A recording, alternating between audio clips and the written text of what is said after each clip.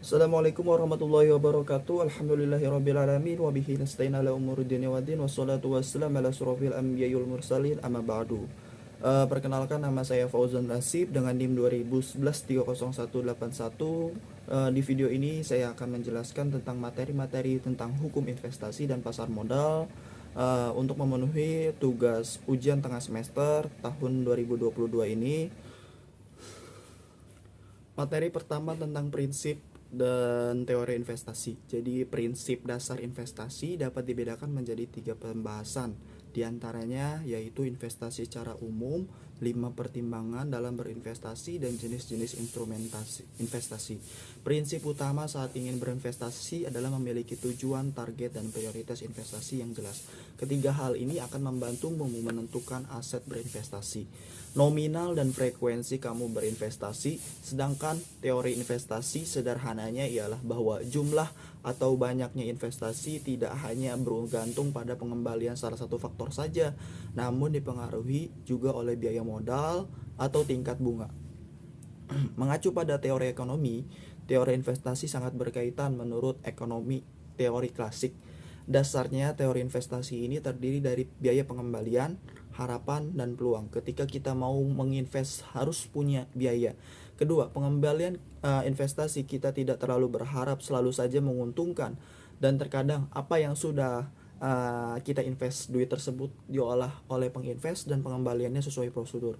Untuk pengharapan dan peluang, ketika kita berinvest, harapan kita terhadap uang yang kita invest itu harus punya rancangan yang kita tidak duga-duga, karena peluang uang yang kita invest bisa naik turun sesuai perekonomian negara kita, baik komoditi uang yang kita invest tersebut baik atau tidak, sudah terpercayanya track recordnya yang kita invest di situ. Yang kedua, materinya adalah bentuk usaha dan kerjasama dalam investasi. Yang pertama, investasi jangka panjang. Yang kedua, investasi jangka pendek. Adapun bentuk usahanya yang kita bisa berinvestasi di tersebut adalah deposito, saham, obligasi, reksadana, atau aset yang diinvestasikan oleh seorang investor, atau penanaman modal akan dikembangkan oleh lembaga atau pihak yang mengelolanya. Keuntungan dari hasil yang merupakan sebuah pengeluaran yang berupa penanaman modal atau perusahaan untuk membeli barang-barang. Yang ketiga, materinya adalah bidang usaha investasi. Nah, menurut Undang-Undang Perpres nomor 44 tahun 2016, bahwa dalam bab 1 ketentuan umum pasal 1 menyatakan bidang usaha terbagi menjadi dua, yaitu bidang usaha yang terbuka dan bidang usaha yang tertutup. Pasal 12 ayat Undang-Undang Penanaman Modal telah mengatur kegiatan bidang usaha terbuka dan tertutup untuk penanaman modal bagi investor lokal dan asing, kecuali bidang usahanya yang tertutup atau memiliki persyaratan. Selanjutnya, materi keempat adalah tentang kebijakan investasi. Jadi kebijakan investasi itu adalah keputusan keuangan, financial decision tentang aktiva mana yang harus dibeli perusahaan. Ketentuan yang ada di dalam hukum investasi harus merefleksikan kebijakan investasi, karena aturan hukum investasi merupakan legislative instrument for implementing the policy dan berfungsi untuk menerjemahkan kebijakan investasi ke dalam istilah hukum yang dapat diterapkan. Adapun kebijakan investasi berdasarkan sifatnya terbagi dua, yaitu yang pertama, kebijakan investasi yang sifatnya restriktif. Yang kedua, kebijakan investasi yang sifatnya terbuka atau bebas.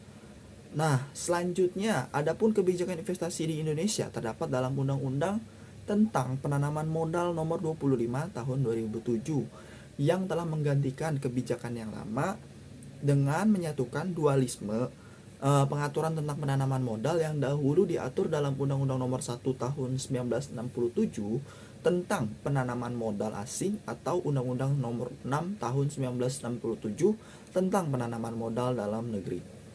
Nah, Undang-Undang Penanaman Modal nomor 25 tahun 2007 telah mempertegas dan memperjelas kebijakan pengaturan dan penanaman modal di Indonesia. Investasi memungkinkan seseorang kebutuhan masa depannya dengan menentukan prioritas kebutuhan, menetapkan perencanaan yang baik pada implementasi secara disiplin pada perusahaannya secara konsisten. Selain itu, dengan investasi seseorang dapat memberikan peluang kesejahteraan hidup bagi keluarganya. Yang kelima, materinya adalah investasi memungkinkan seseorang bisa memenuhi kebutuhan masa depannya dengan menentukan prioritas kebutuhan, menetapkan perencanaan yang baik, dan implementasi secara disiplin pada perusahaannya secara konsisten. Selain itu, dengan investasi, seorang dapat memberikan peluang kesejahteraan hidup bagi keluarganya. Sekian, terima kasih. Wassalamualaikum warahmatullahi wabarakatuh.